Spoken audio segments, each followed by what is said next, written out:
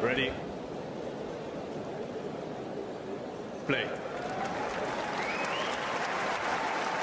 Mirra Andreeva kicking things off with a straight sets win over Putin-Sava, and also Kasatkina winning in straight sets over Paula Badosa.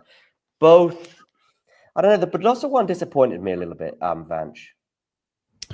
Yeah, at the same time, I mean, Paula is still just coming back a little bit from her. I mean, the Kazakhina matchup has always been a little bit brutal for Paula. I mean, even though last year they had a very good match at Wimbledon and all that, it's just that Kazakhina is just very, very much the kind of player that just doesn't give you the same ball over and over again. So Badosa is not really in much of a rhythm, and she's having to kind of create a lot more pace off the ground on her own, and sometimes that results in a little bit more errors. And I think like she's just a more natural mover, I guess, on the surface as well. Like Badosa, even though she's from Spain and stuff, I think she's much more comfortable moving on hard courts. Okay. And I kind of saw that in this match as well. Like when she was forced to like kind of slide in the corners, she wasn't as great at it as like recovering back into the middle pretty quick as Kazakhina was, because Kazakhina is pretty fast around the court and she constructs points in this like very clever way where she's always mixing it up. So I think that caused Badosa some trouble. She's able to protect her second serve a lot better on clay than she is on hard court, certainly. So I was a little surprised the first set went as easy as it did, but at the same time, it's still early in Paula's comeback, and she did lose a lot of momentum with the back issues. So I still think like it doesn't. I still think overall it's not like a horrible tournament for her. She beat Osaka. She got to the third round here. Like you were to tell me before the tournament she gets to the third round, I was like, yeah, that's about pretty good for where Paula is at. So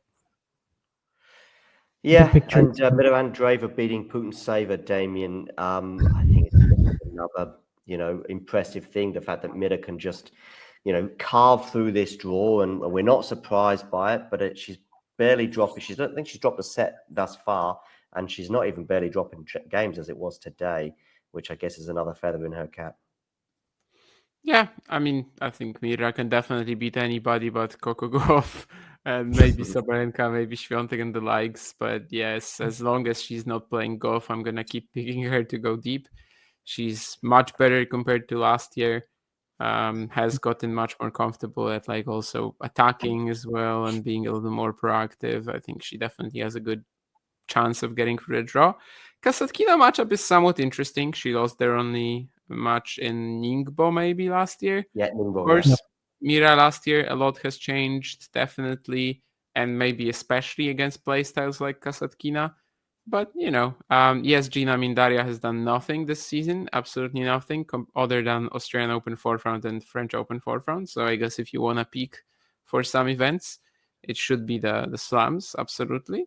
So, yeah, I mean, at least it's a matchup where she indeed can throw some curveballs, as I said earlier. It should be easier for Mirra not to like just fall into the same traps that Badosa did today.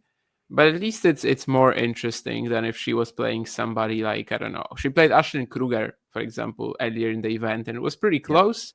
Yeah. But like at this point, you cannot think that a power player like this, like a pretty, some people call her the mini Rybakina, Ashlyn Kruger, like someone like that just does not beat Mirra Andreeva on clay right now. Whereas Kasatkina at least has a unique play style. So we're going to have some fun rallies in there. I still think Mirra is probably winning most of them, but at least there's a unique sort of intriguing factor to it.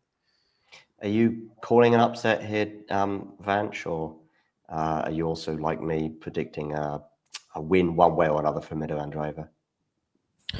I would pick Andreeva right now because I just think compared to if this was 12 months ago, I might have been picking Kazatkina, and I might have been picking Putin-Sava to challenge her a lot more. Yeah, definitely. She has so much more power now. She's so much stronger in the legs. Her serve is so much bigger than it was 12 months ago, or even 8 months ago. It's like a completely different level of like just shot quality in terms of like she takes risks now and constructs points and finishes them off with actual power, whereas before it was much more. She always had like the clever IQ and was thinking and was smart out there, but now she has the power to go with it. And I think against Kasatkina, that's going to be big. Although with Kasatkina's playstyle, like it's going to be a bit more interesting. Like Damien said, it's going to come. There's going to be a lot more cat and mouse points that could go both ways. So I'm pretty curious to see how it looks like this version of Andreeva against a better version of Daria in slams this year. So I think it could be a compelling contest, but I would pick Andreeva against anybody right now except for Coco. Yeah, good points as well in the chat about the fact that they're like very good friends, and Yeah. that often just makes things so wild. And some of you might remember as well that Mirra had a horrible performance against her sister last year, so maybe that's something to look at. That's for her on that occasion at least. She wasn't able to perform in a scenario like that. And I think in the Ningbo final, she was ahead like 3-love or 4-love in the final set and ended up losing like Oh, really? 6 games in a row or something. It was like a very up and down match. Nurdan likes saying that Andreeva doesn't have power, but it's She does now. She does. yeah. I mean, I don't know. It's just who Serving- doesn't have power now. Hibino doesn't have power, but come on, she definitely has more of it than Daria Kasatkina. Yeah.